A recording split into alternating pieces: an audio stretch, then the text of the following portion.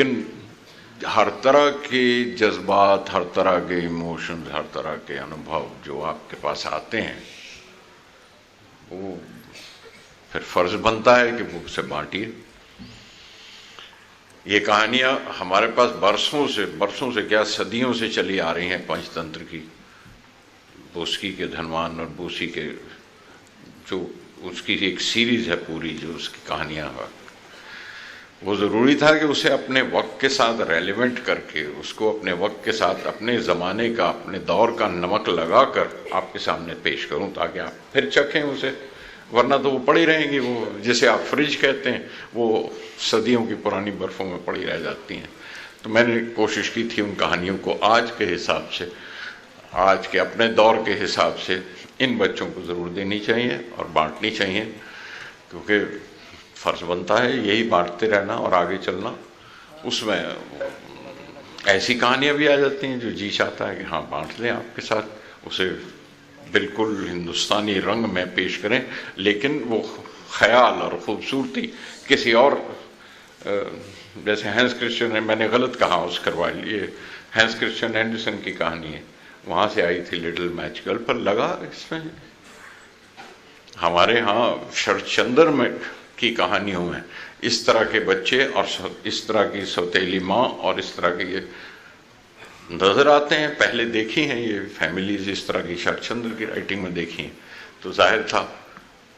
कि इसे भी लेके आपके सामने उसे बिल्कुल हिंदुस्तानी नमक लगा के या हिंदुस्तानी पहनावा, हिंदुस्तानी लिहाफ पहना के और आपके सामने। हालांकि लिहाफ का मतलब आप शायद नहीं समझते, क्योंकि अगर समझते तो फिर आप बीड़ी जलाइले भी समझ जाते।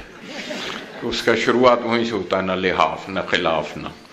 तो खिलाफ भी नहीं पता, लेकिन ये लफ्ज़ संभाल लेने के काबिल हैं। लेकिन मैं ये रवायत, ये जो बच्चों के लिए, जो मैं ग्रंथाली को मुबारकबाद देना चाहता हूँ, और मैं पूरी कहानी और पूरी बात सुन चुका हूँ और जानता हूँ कि किस तरह से ये शुरू हुआ और कैसे यहाँ 40 साल तक मुकम्मल किया आपने। ये मुबारक हो आपको, और अगर हमसे मुमकिन हुआ तो इसको 40 से 400 बरस तक हम जारी रखेंगे। ये हर नस्ल की जिम्मेवारी होती है कि जो विरसे में आया है जब आगे लेकर जाओ तो उसमें अपने दौर को शामिल करके आगे पहुंचाओ। और ग्रंथाली ने जो काम किया, और जिस तरह से मैं उसके बारे में पूरा पढ़ रहा था और सुन रहा था, और मैंने अरुण ने मुझे दिखाया तो मैंने पढ़ रहा था, तो मुझे लगा कि हम तो कहीं भी नहीं हैं। फ़ख्र होता है ऐसे लोगों पर जिन्होंने जिस तरह से स्ट्रगल करके ये शुरू किया और ये काम है और ये कर रहे हैं अब तक, और अपना फ़र्ज समझते हैं कि हाँ ये बच्चों में बांटी जानी है, किताबें बच्चों तक पहुँचाई जाएँ, ये काम किया उन्होंने। और सुदेश जी ने एक तो पढ़ा खूबसूरत, और मेरे पुरखों ने लिखा खूबसूरत, मैंने तो जो भी किया तो कुछ भी नहीं है,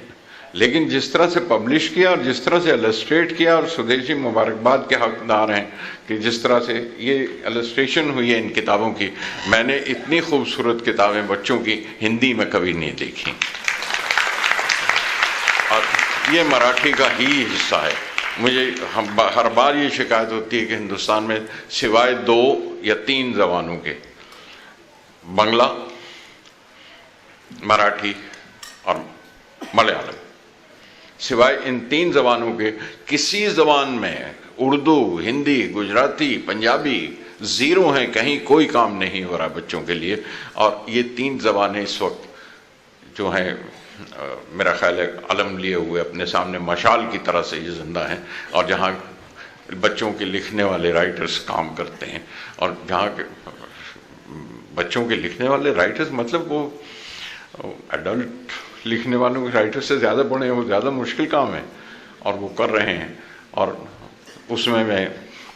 सुदेश जी ने जब इलस्ट्रेशन दिखाई थी, मुझे तभी लगा था कि इस तरह की इतनी खूबसूरत किताबें वाकई काश ये रवायत मराठी से चली जाए दूसरी ज़बानों में, और वो ऐसा करने लग जाए और किताबें इस तरह से पब्लिश करें।